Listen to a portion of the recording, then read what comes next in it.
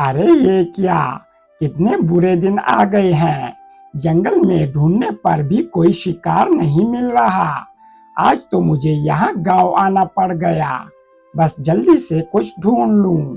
अगर इंसानों ने मुझे यहाँ देख लिया तो मेरा जिंदा रहना मुश्किल हो जाएगा। ये बोलते बोलते सियार जब थोड़ा सा आगे आता है तो देखता है कि गांव के एक घर के बाहर एक छोटी बच्ची पड़ी है। अरे वाह, लगता है मुझे शिकार मिल ही गया। यहाँ इस बच्चे के आसपास कोई नहीं है। यही अच्छा मौका है। इस बच्ची को उठाता हूँ और जल्दी से जंगल की तरफ निकलता हूँ। ये बोलकर सियार बच्ची को अपने मुंह में उठाता है और जंगल की तरफ भाग पड़ता है। अरे वाह, आज तो मुझे जिंदगी में पहली बार एक इंसान का मांस खाने का मौका मिला है। अब तक तो मैंने बस सिर्फ अपने बड़ों के मुंह से ही इंसान के मांस की तारीफ सुनी थी। बस अब जल्दी से इसे खाता हूँ, कहीं कोई यहाँ आ न जाए। ये सब बोलकर अभी सियार बच्ची को खाने ही लगता है कि इतने में ही दो बाघ वहां आ पहुंचते हैं। जरा देखो तो छोटे भाई, हमारे इलाके में कौन आया है। अरे वाह गिदड़, तुम्हारी हिम्मत की तो दाद देनी होगी। एक तो तुम किसी इंसान के बच्चे को उठा लाए और फिर तुम उसे हमारे इलाके में लाकर खा रहे हो। अरे बाघ भाई, माफ करना। इतनी भूख लगी थी कि जल्दी में मुझे पता ही नहीं चला कि मैं कहाँ पर हूँ। आप दोनों बुरा न माने, मैं अभी के अभी अपना खाना लेकर यहाँ से कहीं दूर चला जाता हूँ। देखो गीदड़, अगर तुम्हें यहाँ से जाना है तो चले जाओ, लेकिन अब तुम इस बच्ची को यहाँ से कहीं भी नहीं ले जा सकते। मगर बाघ भाइयों, मैंने बहुत मुश्किल से अपने लिए ये शिकार ढूंढा है। तुम्हें समझ में नहीं आ रही गिदड़। भले ही इसे तुमने ढूंढा होगा, लेकिन अब ये हमारे इलाके में है, इसीलिए अब ये शिकार हमारा है। तुम्हारे लिए ये ही अच्छा होगा कि तुम चुपचाप यहाँ से चले जाओ। अरे बाघ भाइयों, मेरे साथ ऐसा ना करो। मैं बहुत दिनों से भूखा हूँ। अगर मैंने इसे ना खाया तो मैं भूख की वजह से मर सकता हूँ। तो ठीक है गीदड़, अगर तुम यहाँ से चले जाते हो तो तुम भूख से मरोगे, लेकिन अगर तुम यहाँ खड़े होकर हमसे बहस करते रहे तो हमारा शिकार बन के मरोगे। आगे तुम्हारी मर्जी। तो ठीक है बाघ भाइयों, मैं भूखा मरना ही पसंद करूँगा। ये सब बोलने के बाद सियार वहां से चला जाता है। चलो भाई, अब हमें इस बच्ची को खाकर अपना पेट भर लेना चाहिए। रुको बड़े भाई, ये आप क्या कह रहे हो? क्या हुआ छोटे भाई? मैं तो बस तुम्हें इस बच्ची को खाने का ही कह रहा हूँ। भाई, आपको नहीं लगता इस छोटी बच्ची को खाना हमारी शान के खिलाफ है? मगर वो कैसे छोटे भाई? देखो बड़े भाई, हम दोनों का नाम जंगल के बड़े शिकारियों में आता है। और तो और हम दोनों ने हमेशा बड़े और ताकतवर जानवरों का शिकार किया है। तो आज भला हम इस छोटी सी मासूम बच्ची को कैसे खा सकते हैं? वैसे छोटे भाई, बात तो तुम्हारी भी ठीक है। अगर हमने इस छोटी बच्ची को खा लिया तो बाकी शिकारी जानवर हमारा मजाक उड़ाएंगे। हाँ बड़े भाई, तुमने सही कहा। तो फिर बताओ कि हम इस बच्ची का अब क्या करें? भाई, क्यों ना हम इस बच्ची को गोद ले लें? अरे तुम्हारा दिमाग तो ठीक है, भला हम किसी इंसान की बच्ची को कैसे गोद ले सकते हैं? अरे बड़े भाई, क्यों नहीं ले सकते? हम इस बच्ची को पाल कर बड़ा करेंगे। और तो और वैसे भी हमारी कोई बहन नहीं, ऐसे हमें एक बहन भी मिल जाएगी। ये भी ठीक है। तो फिर ऐसा करते हैं कि हम इस बच्ची को अपने घर ले चलते हैं। ये बोलकर दोनों बाघ बच्ची को लिए अपनी गुफा में आ जाते हैं। उन दो बाघ भाइयों ने मेरे साथ बिल्कुल भी ठीक नहीं किया। उन्होंने तो मुझसे मेरा शिकार ही छीन लिया। लेकिन अब मैं भी उन्हें वो बच्ची अकेले खाने नहीं दूंगा।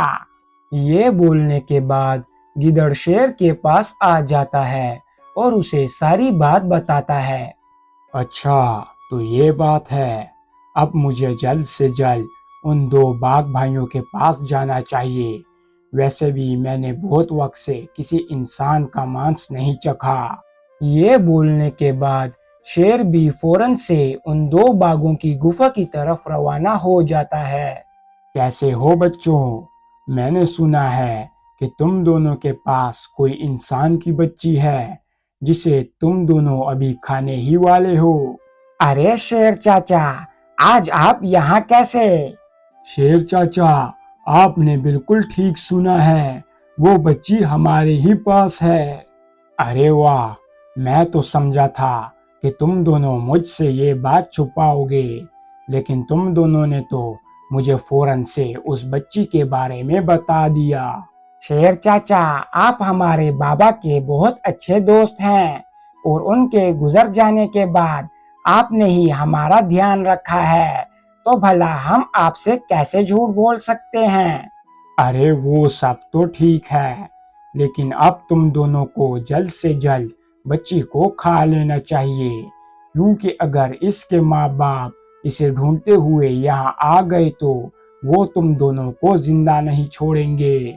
और तो और तुम्हें तो पता ही होगा कि इंसान बंदूक की एक गोली चलाकर हाथी जैसे बड़े जानवर को भी बहुत आसानी से मार गिराते हैं। शेर चाचा, वो सब तो ठीक है, लेकिन हम इस बच्ची को नहीं खा रहे। क्या? तो फिर तुम लोग इस बच्ची का आखिर करोगे क्या? शेर चाचा, हमने इस बच्ची को पालने का इरादा किया है। हम इसे अपनी बहन की तरह पालेंगे।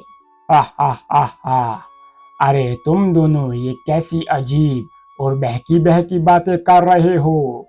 भला दो बाघ किसी इंसान की बच्ची को कैसे पाल सकते हैं, और वो भी एक शिकारियों से भरे हुए जंगल में? ये करना नामुमकिन है। शेर चाचा, चाहे कुछ भी हो जाए, हम अपनी जान दे देंगे, लेकिन इस बच्ची को पालेंगे और इसका खूब ध्यान रखेंगे। तो ठीक है बच्चों, अगर तुम दोनों ने इस बच्ची को पालने का इरादा कर ही लिया है, तो मैं कौन होता हूँ तुम्हें रोकने वाला? इस सब में मैं भी तुम्हारे साथ हूँ। तुम दोनों को जैसा ठीक लगे वैसा ही करो।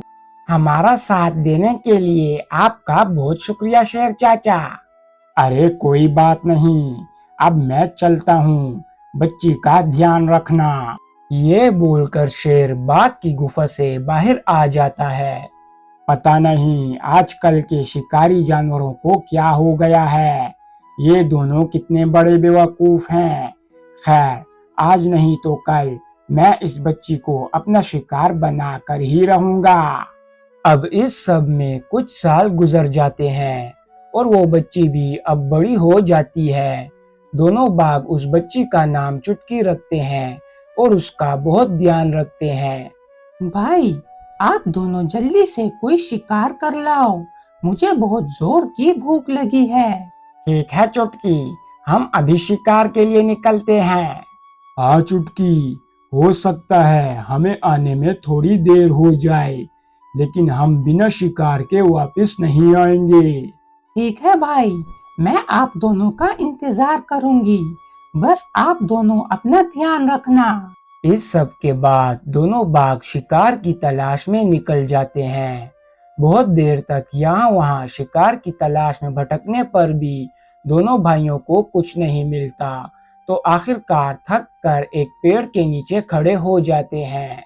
अरे छोटे भाई, आज तो मैं बहुत थक गया हूँ, इतना ढूंढने पे भी हमें कुछ नहीं मिला। हाँ भाई, जंगल में शिकार के लिए जानवर बहुत कम हो गए हैं। सही कहा छोटे भाई, लेकिन अब हम क्या करें? बड़े भाई, थोड़ी देर के लिए हम इसी पेड़ के नीचे रुकते हैं और फिर शिकार की तलाश में निकलते हैं। मैंने चुटकी से वादा किया है कि हम खाली हाथ वापस नहीं लौटेंगे। दोनों बाघ ये बोल ही रहे होते हैं कि इतने में शेर भी वहां आ जाता है। क्या बात है, आज तुम दोनों यहाँ क्या कर रहे हो और इतने परेशान क्यों हो? शेर चाचा पूछो मत, आज तो थक कर बुरा हाल हो गया है। क्यों, ऐसा भी क्या हुआ? शेर चाचा, आज तो हमें करने को कोई शिकार ही नहीं मिल रहा। अरे बस इतनी सी बात, ऐसा करो जंगल के पीछे वाली पहाड़ी पर जाओ, वहां पर मैंने एक मोटी ताजी हिरन को देखा है। मैंने उसे पकड़ने की कोशिश भी की थी, लेकिन अब मैं बूढ़ा हो चुका हूँ। मैं ऐसे फुर्तीले और ताकतवर जानवरों का शिकार नहीं कर सकता। तुम दोनों तो उसे बहुत आसानी से पकड़ लोगे। शेर चाचा आप फिक्र ना करो, बस हम अभी जाकर उस हिरन को पकड़ते हैं और फिर आप भी हमारे साथ उस हिरन को खाना। ये बोलकर दोनों बाघ हिरन का शिकार करने को रवाना हो जाते हैं। और फिर दोनों भाइयों को जैसे ही वो हिरन दिखती है तो दोनों उसका पीछा करते हैं और थोड़ी ही देर में उसका शिकार कर लेते हैं। जिसके बाद दोनों बाघ शेर चाचा के साथ शिकार को लिए घर आ जाते हैं। अरे भाई, आप दोनों आ गए? हाँ बहन, देखो तो हम आज कितना बड़ा हिरन लाए हैं। हाँ, और ये तो हमें शेर चाचा की बदौलत ही मिला है, वरना आज हमें खाली हाथ ही घर लौटना पड़ता। अरे बस करो तुम दोनों, बहुत हो गई बातें। चुटकी बेटा, जल्दी से इस हिरन को पका लो, मुझे बहुत जोर की भूख लगी है।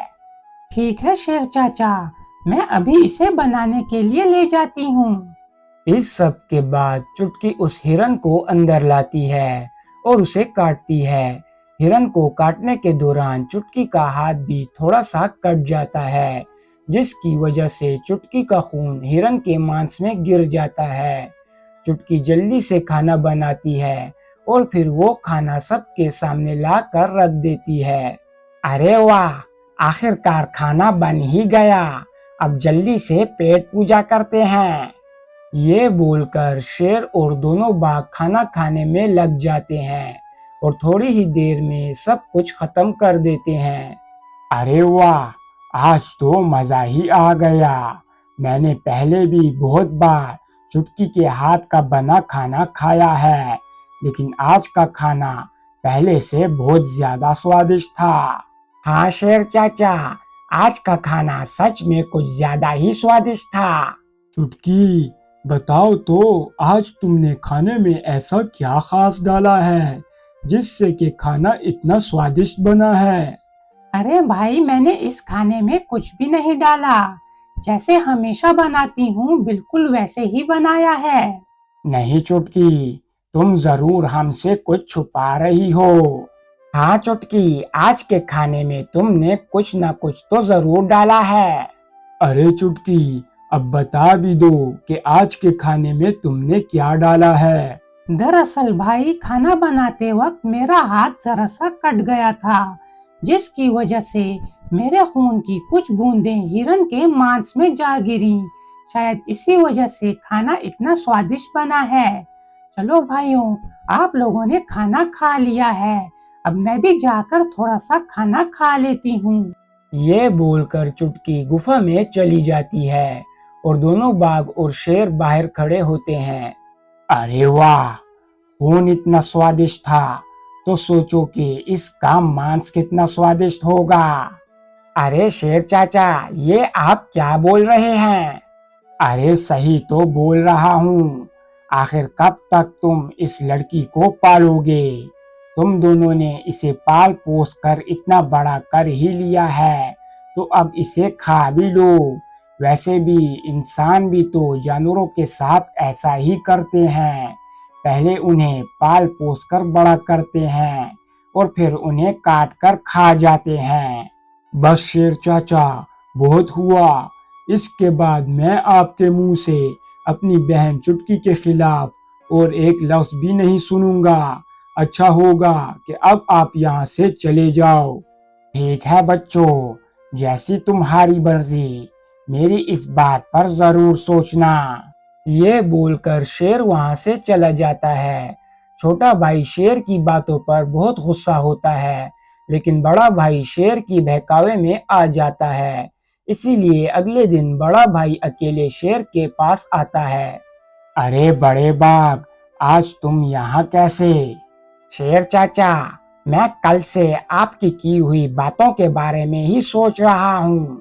अरे बच्चे, अगर तुम्हें मेरी बातें बुरी लगी हों तो मुझे माफ कर दो। मुझे वो सब बातें नहीं करनी चाहिए थी।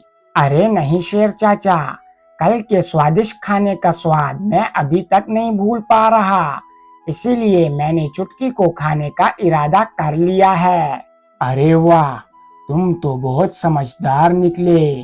तो फिर देर किस बात की? चलो अभी चलते हैं और उस चुटकी का काम तमाम करते हैं। शेर चाचा, वो सब तो ठीक है, लेकिन मेरा छोटा भाई हमारी बहन चुटकी से बहुत प्यार करता है। उसके होते हुए ये सब करना नामुमकिन है। तो फिर तुम ही बताओ कि अब हमें क्या करना चाहिए। उसकी आप चिंता ना करें, उसके लिए मेरे पास एक योजना है। कल मैं कोई बहाना करके अपने भाई को भेज दूंगा, तो उसके जाते ही आप आ जाना, फिर हम दोनों मिलकर चुटकी का काम तमाम कर देंगे। तो ठीक है, मैं इंतजार करूंगा। अब अगले दिन सुबह होते ही चुटकी अपने दोनों भाइयों के पास आती है। भाई, घर पे खाना खत्म हो गया है, आप दोनों को बाहर से और शिकार करके लाना होगा। चुटकी, तुम फिक्र ना करो, हम अभी जाकर शिकार ढूंढते हैं। छोटे भाई, आज तो तुम्हें अकेले ही जाना होगा, क्योंकि आज मेरी तबीयत कुछ ठीक नहीं। कोई बात नहीं भाई, आप यहीं रुकें, मैं अकेला ही चला जाऊंगा। हाँ भाई, आज आप अकेले ही चले जाओ। बस अगर आपको कोई छोटा सा भी शिकार मिले तो ले आना। तब तक मैं बड़े भाई को दवा देती हूँ, ताकि वो जल्द से जल्द ठीक हो जाए। ये बोलने के बाद छोटा भाई शिकार की तलाश में चला जाता है और चुटकी गुफा से एक दवा लाकर बड़े भाई को देती है। भाई, इस दवा से आप बहुत जल्द ठीक हो जाओगे। तब तक आप आराम करें। अगर किसी भी चीज की जरूरत हो तो मुझे बुला लेना, मैं फौरन से चली आऊंगी। वाह चुटकी, तुम कितनी अच्छी बहन हो। तुम हम दोनों भाइयों का कितना ध्यान रखती हो। अरे भाई, ये आप क्या कह रहे हो? आप दोनों ने भी तो मेरा बहुत ध्यान रखा है। मुझे कितनी मुश्किल से पाल पोस कर बड़ा किया है। मेरा भी हक बनता है कि मैं आप दोनों भाइयों का ध्यान रखूं। ये बोलकर चुटकी गुफा में चली जाती है और थोड़ी ही देर के बाद शेर भी वहां आ पहुंचता है। मैंने अभी रास्ते में तुम्हारे छोटे भाई को जाते हुए देखा। तो बताओ, क्या अब तुम तैयार हो? हाँ, मैं तैयार हूँ। तो फिर चलो, मुझे बहुत जोर की भूख लगी है। ये बोलकर बाघ और शेर गुफा में घुस जाते हैं और थोड़ी ही देर में चुटकी का काम तमाम कर देते हैं और उसे खाने लग जाते हैं। अरे वाह, मैंने आज से पहले भी 2 दफा इंसान का मांस खाया था, लेकिन चुटकी का मांस उनसे भी बहुत ज्यादा स्वादिष्ट था। अब तुम जल्दी से ये बचा हुआ मांस भी खत्म कर लो, तुम्हारा छोटा भाई आने ही वाला होगा। और अब मैं चलता हूँ। ये बोलकर शेर वहां से चला जाता है और इस सब के थोड़ी ही देर के बाद छोटा भाई भी वहां आ जाता है। अरे भाई, ये सब क्या हो रहा है? चुटकी कहाँ गई? भाई, मुझे माफ करना, मैं और शेर चाचा मिलकर चुटकी को खा गए। बाघ की ये बात सुनकर छोटा भाई बहुत गुस्सा होता है। अरे कैसे भाई हो तुम? जिस लड़की को बहन बोला, जिसे बच्चों की तरह पाला, तुम उसी को खा गए। जिस बहन ने तुम्हारी तबीयत खराब होने पर तुम्हें दवा दी, तुम उसी को खा गए। छोटे भाई की ये बातें सुनकर बाघ को भी अब पछतावा होने लगता है। भाई, मुझे माफ कर दो।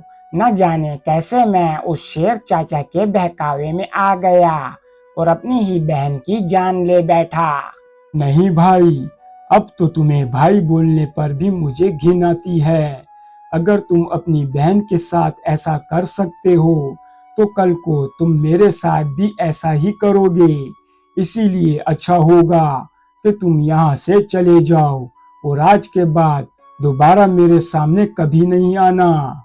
अरे भाई, ये तुम क्या कह रहे हो? भला तुम मुझसे ऐसे अपना नाता कैसे तोड़ सकते हो? बिल्कुल वैसे ही जैसे तुम अपनी ही बहन की जान ले सकते हो। अच्छा होगा कि तुम यहाँ से चले जाओ, कहीं मैं कुछ गलत ना कर बैठूं। अब बड़ा भाई भी अपनी की हुई गलती पर पछता रहा होता है, इसीलिए वो चुपचाप वहां से चला जाता है।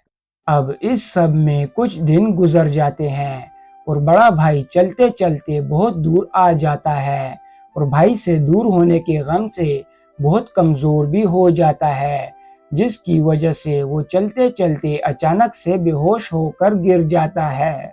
और इस सब के थोड़ी ही देर के बाद एक साधु वहां से गुजर रहा होता है और उसकी नजर बाघ पर पड़ जाती है। अरे ये क्या, ये बाघ यहाँ ऐसे बेहोश क्यों पड़ा है? दिखने से तो लगता है कि इसने बहुत दिन से कुछ नहीं खाया।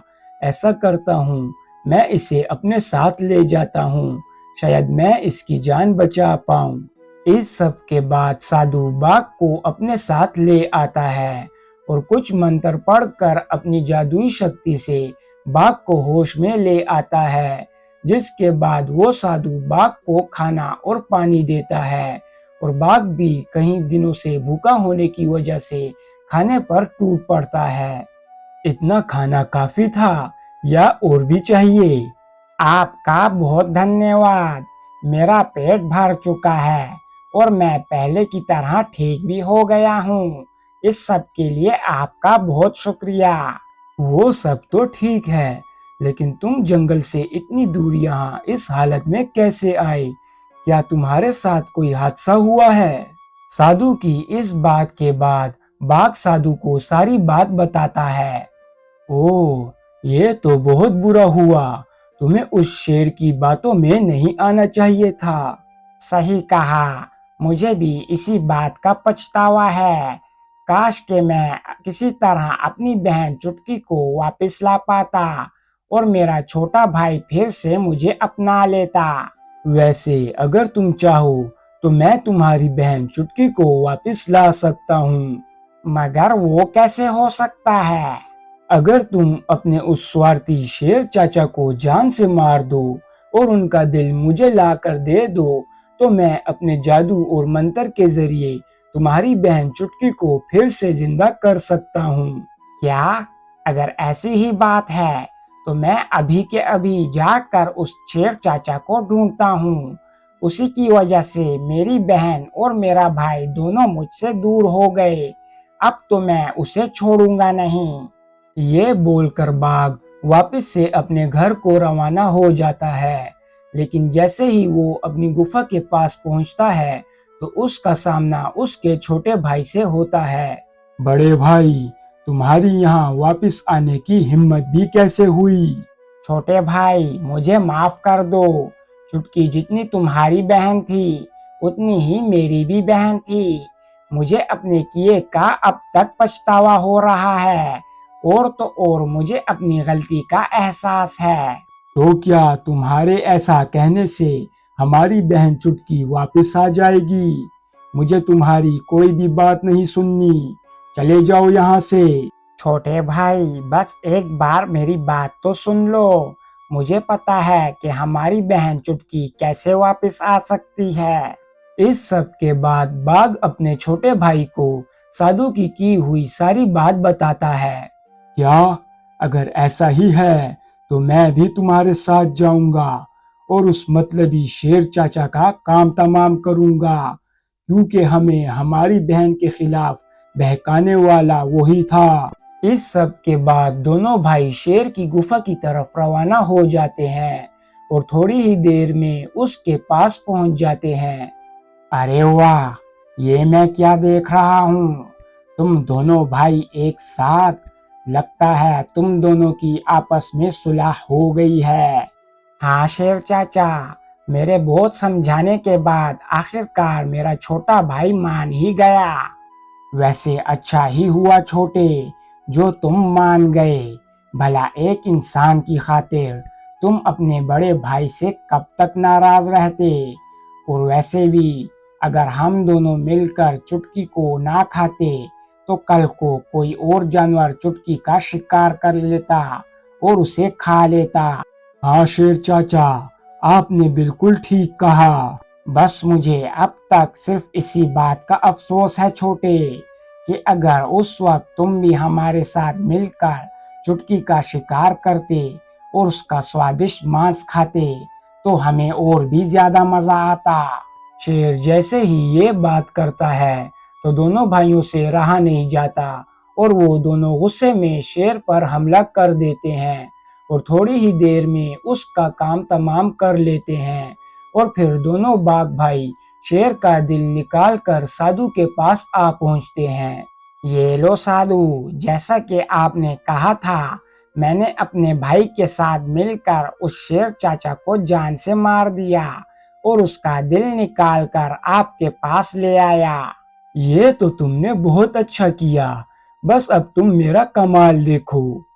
ये बोलकर साधु शेर के दिल की तरफ देखकर मंत्र पढ़ना शुरू कर देता है और बस थोड़ी ही देर में शेर का दिल चुटकी में बदल जाता है और चुटकी वापस आ जाती है। अरे मेरी प्यारी बहन चुटकी, तुम वापस आ गई। हाँ भाई, पता नहीं कैसे। मुझे तो बस यही याद है कि बड़े भाई और शेर चचा ने मिलकर मुझ पे हमला कर दिया था। मेरी प्यारी बहन चुटकी, मुझे माफ कर दो। मैं शेर चाचा की बातों में आ गया, जिसकी वजह से मैंने इतना घटिया कदम उठाया। कोई बात नहीं भाई, बस आपको अपनी गलती का एहसास है। मेरे लिए यही बहुत है। हाँ चुटकी, अगर तुम्हारे बड़े भाई को अपनी गलती का एहसास ना होता तो फिर तुम कभी भी वापस ना आती। साधु, आपका बहुत बहुत शुक्रिया। आपका ये एहसान हम कभी भी नहीं भूलेंगे। हाँ साधु, अब अगर आपकी इजाजत हो तो क्या हम अपनी बहन चुटकी को अपने साथ ले जा सकते हैं? काश के मैं तुम्हें चुटकी को यहाँ से ले जाने की इजाजत दे पाता, लेकिन चुटकी एक इंसान है। उसकी जगह जंगल के जानवरों में नहीं बल्कि इंसानों में है। आज नहीं तो कल कोई और जानवर चुटकी को खाने की कोशिश करेगा। इसीलिए अच्छा यही होगा कि तुम चुटकी को यहीं छोड़ जाओ। इसी में चुटकी की भलाई है। क्या मुझे अब फिर से अपनी बहन के बिना रहना होगा? छोटे भाई, वैसे साधु की बात भी ठीक है। चुटकी इंसानों में ही सुरक्षित रहेगी और आज नहीं तो कल उसका ब्याह भी तो होना है। हम कभी कभार अपनी बहन चुटकी से मिलने को आया करेंगे। हाँ, क्यों नहीं। तुम लोग चुटकी से मिलने के लिए जब चाहो यहाँ आ सकते हो। इस सब के बाद दोनों बाघ भाई चुटकी को वहीं छोड़कर चले जाते हैं और फिर जब कुछ अरसे के बाद चुटकी का ब्याह होता है तो तब दोनों बाघ भाई अपनी बहन चुटकी के ब्याह में मौजूद होते हैं। और इस तरह ये कहानी यहाँ ख़त्म होती है। वीडियो पसंद आने की सूरत में वीडियो को लाइक करना और चैनल को सब्सक्राइब करना ना भूलें और मज़ीद ऐसी वीडियोस देखने के लिए बेल आइकन को ज़रूर प्रेस करें। शुक्रिया।